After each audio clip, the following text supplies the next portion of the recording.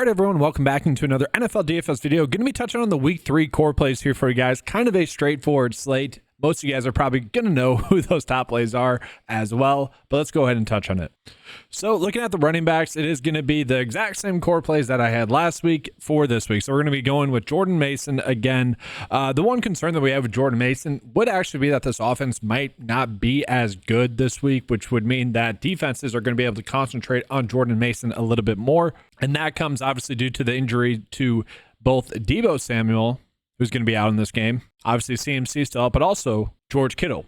Those players are going to be out in this game, so thus defenses should be able to demand a little bit more attention to Jordan Mason. But the good thing for Jordan Mason is that he's going against one of the worst rush defenses thus far this season in the LA Rams, and I do expect that we are going to get a healthy workload for Jordan Mason in this game like we have seen thus far this season. When we look on the 9-to-5 NFL DFS cheat sheet, we're going to see that Jordan Mason is going to be the best value on the slate as well. He also is going to be one of the higher owned players on the slate. Now, the next best player I think that we can go with is going to be Zach Charbonnet. So Charbonnet is someone that gets a great matchup just in general because, one, the DST that he's going against gives up a lot of receptions to opposing running backs. He's the player that should get a lot of receptions in this game, at least 4 is kind of what I'm thinking. The projection data is also agreeing with that as well. So he should get involved in the passing game there. And both just seem like easy plays, but the thing is they're both going to be chalk because they both should be chalk. As you can see, Cam Akers is going to be a decent play with Joe Mixon and also Dameon Pierce out. He's going to be kind of high owned. Alvin Kamara are also in contention as well. But both Jordan Mason and Zach Charbonnet are going to be the 2 players I suggest going out of your way to roster. From there, we can actually stick with the Niners at the receiver position with Deebo Samuel out and with George Kittle out. I think this is going to be very much a funnel offense. Brandon Ayuk is now someone that we should be rostering. I know he's gotten off to a slow start. That's okay. He should be good to go in this game. Then Jauan Jennings is actually my preferred choice in this offense. Again, with all those players out, we need to be targeting the Niners, especially in this easy matchup. He's going to be someone I want to be targeting there as well. From there, Dvon Smith with the Philadelphia Eagles is a player that I want to be going out of my way to target as well. Smith is someone that got a high target share last week with A.J. Brown off the field, and he should get a high target share again in this game. Not too worried about that matchup against the Saints. This is actually supposed to be one of the highest scoring games on the slate, so I'm happy to get to him.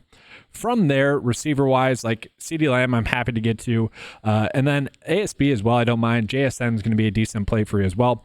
At the tight end position, I will say it is going to be a little bit of a punt. I'm probably going with one of the 3 tight end plays that I think are going to be good values. Greg Dulcich being one of them. Foster Moreau, I like a decent amount. He is someone that caught a touchdown last week, but it got called back. Taysom Hill's going to be out as well. And then maybe you're someone that isn't getting to all those Niners. Maybe you're a little bit too worried that you have too much exposure to them. That makes sense. You could also go with Eric Sobert, though, in a lineup as well. I would suggest maybe not playing Ayuk or Jennings in one of those lineups that you are playing him in there as well.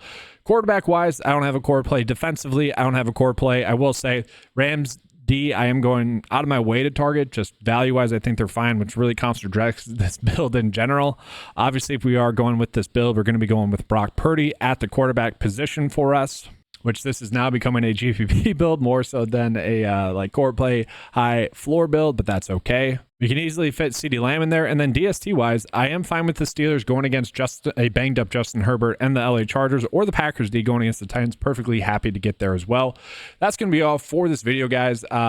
If you guys want access to the NFL DFS lineup optimizer, check that out. I actually took down with like 20 other people another showdown on Thursday night. Wasn't a big win because it was tied with 20 other people, but still nice that the NFL DFS lineup optimizer has now spit out 3 separate GPP winners this year and 2 in the regular season on those showdown slates. All right, thanks for watching. Good luck. And as always, let's keep cashing.